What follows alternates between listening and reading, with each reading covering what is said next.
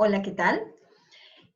Muchas veces llegan a mi consulta niños de 2 años acompañados de sus padres o cuidadores diciendo que su niño no habla o habla muy poco, generalmente a lo mucho 5 o 10 palabras, cuando lo normal es que a esa edad ya deberían estar haciendo frases. Realmente sí preocupa porque ya está marcando una forma de retraso en el lenguaje. Y conversando en la consulta sobre la evolución o su desarrollo psicomotor del niño, muchas veces estos papás refieren que sus niños tuvieron dificultad para sentarse o no gatearon los niños o demoraron en caminar. Lo señalan como que era muy flojito o que de repente era muy durito, prefería estar sentado o lloraba, no le gustaba, quería el brazo, quería estar sentado. Entonces, vamos a ver ahora, en esta entrevista, cómo esos factores pueden intervenir en un desarrollo global. Yo soy Raquel Sedano, soy fonoaudióloga, y ahora nos acompaña Edith Mejía, que es fisioterapeuta pediátrica. Ella ha sido invitada para que pueda aclararnos más ese panorama, ¿no? A nivel neurológico. ¿Qué es lo que significa realmente que el niño sea flojito o que sea durito para hacer sus movimientos y que muchas veces los padres no logran entender eso y le facilitan las cosas o de repente lo tienen en reposo, prefieren que esté sentadito, ¿no? Entendiendo que es así o que es lo mejor para que no llore o para que no moleste, ¿no? Entonces, Edith, quisiéramos que por favor nos aclares esos puntos. Yo creo que nos va a servir bastante para todos para que podamos entender qué es lo que está sucediendo. Hola Raquel. Bueno, es un tema muy importante porque es muy común ahora, ¿no? Igual yo también tengo pacientes que cursan con los mismos problemas. El término flojito o durito son términos muy manejados por los papás que si bien encierran muchas formas de pensamiento que pueden tener, ¿no? Pero, por ejemplo, cuando uno hablamos del el bebé está durito, siempre hablamos más de la resistencia que tiene al movimiento, sobre todo de una articulación. Si yo, por ejemplo, veo el codo y el movimiento tiene una forma rítmica de hacerlo. Si yo encuentro que al hacer ese movimiento hay cierta resistencia en alguna parte del cuerpo, significa que está durito. En cambio, cuando es muy fácil de hacerlo, inclusive se extiende más, es blandito.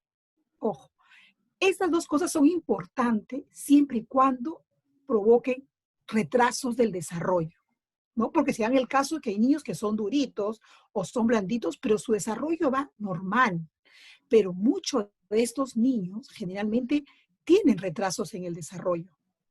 Entonces, ese es el principal problema. O sea, valorar que sean duritos o blanditos si es que está unido a un retraso del desarrollo. A veces estos niños no hacen actividades que le demandan mucho esfuerzo muscular, como por ejemplo las posturas que son boca abajo. Prefieren estar echaditos, de echaditos se pasan a estar sentados y de ahí la mami los agarra, los para y camina. Y se pierden etapas importantes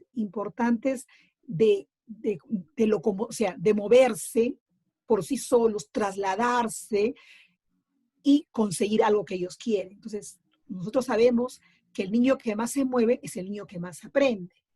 Entonces, si tengo 3 posturas que me gustan estar y no he explorado mi entorno gateando, arrastrándome, girando boca arriba, boca abajo, o ponerme boca abajo apoyándome las manos, son experiencias que no solamente lo vemos por el área motora, no solamente por eso, sino que ganas mucha experiencia sensorial.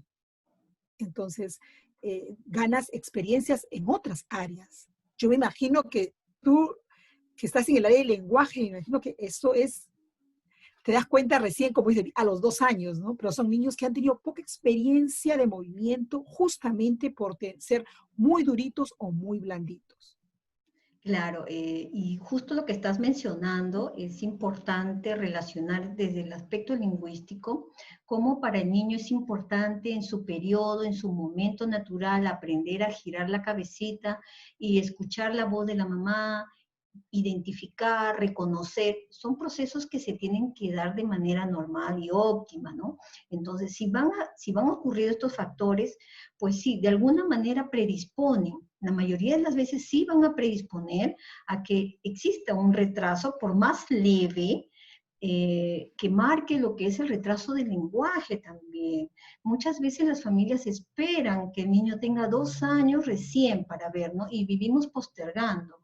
Ya hablará, ya después, poco a poco, es un bebé, es pequeño, y no se dan cuenta que ya está perjudicado su desarrollo en ese nivel. Por eso es importante hablar y tocar estos asuntos. Y sobre todo, Edith, pienso que es muy importante que los papás sepan de estos puntos, porque así podrán informar debidamente, ¿no? A la hora que hace su control con el pediatra, informar esto, ¿no? Porque generalmente los niños que no logran hacer estos movimientos de manera natural van a estar más estresados, ¿no? Van a llorar más y ya no van a tener la misma interacción social con la familia, ¿no es cierto? Claro. Y además los papitos deben tener en cuenta que hay posturas o actividades que sí o sí el niño debe hacer. A veces tenemos preferencias por tenerlo sentado lo más pronto posible, lo sentamos a los 5, 6 meses, cuando a veces todavía la columna no está tan madura.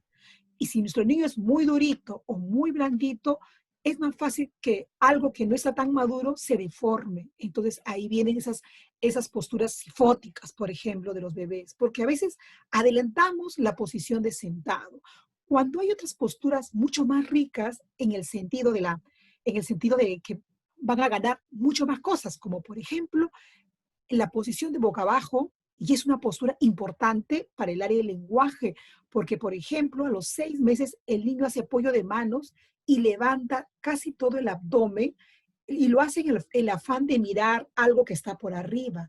A los 6 meses el niño hace eso y esto es importante porque hay un gran trabajo de la zona abdominal. Entonces, la zona abdominal es básica también para la respiración, porque como sabemos, se encuentra un músculo muy importante en la respiración, el diafragma. Entonces, si tenemos esta zona muy blandita, ese músculo tampoco va a trabajar, no va a trabajar adecuadamente. Entonces, y hay que entender también que todos los músculos de la cara, sobre todo las que están encargadas de producir el lenguaje, tienen su base pues en la base del cuello.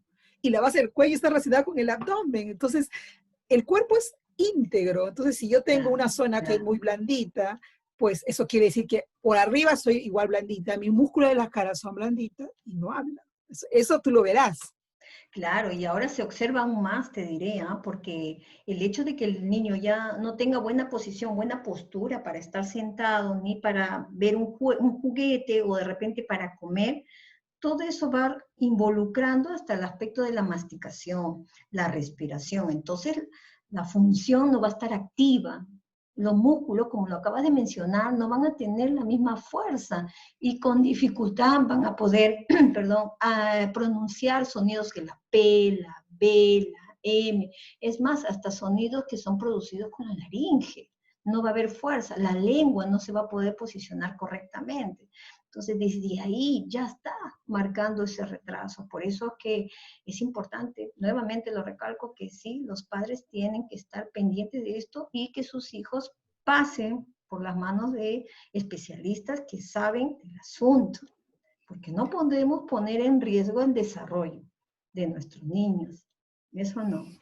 Sí, o sea, de hecho que sí, Raquel, y saber, importante una evaluación. Un niño que tiene 2 años y no ha ido, de repente ha tenido un control muy, de repente superficial, porque ha tenido un desarrollo más o menos regular, y como dice, llega a 2 años y no habla, recién nos ponemos a ver qué Sí, tiene, a revisar, y en el camino nos damos cuenta, ay, es muy blandito.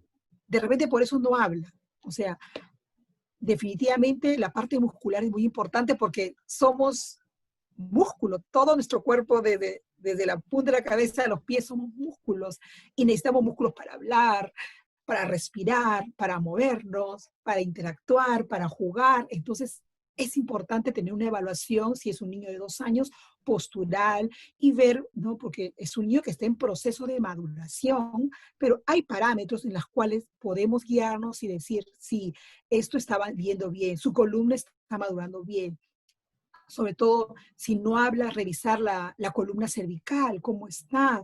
De repente, si es hipotónico, tiene un problema de hipotonía en esta zona. Entonces, es muy importante la evaluación y siempre por un especialista. Creo que en nuestra área, nosotros en terapia física, que no somos especialistas en el movimiento, siempre estamos viendo la parte postural, cómo se mueve, el análisis de movimiento de los niños. Y imagino igual el lenguaje, ustedes tienen ese gran campo de evaluación.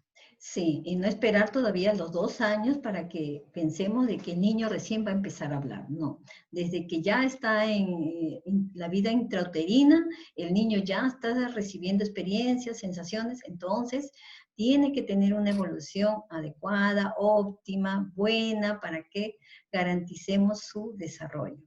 Gracias, Edith, por tu aporte. Ha sido, creo que, de mucha ayuda para los papás y espero que pronto nos volvamos a reunir para conversar otros asuntos, otros temas que también son importantes. Gracias, Edith. Ok, Raquel, igual, gracias y por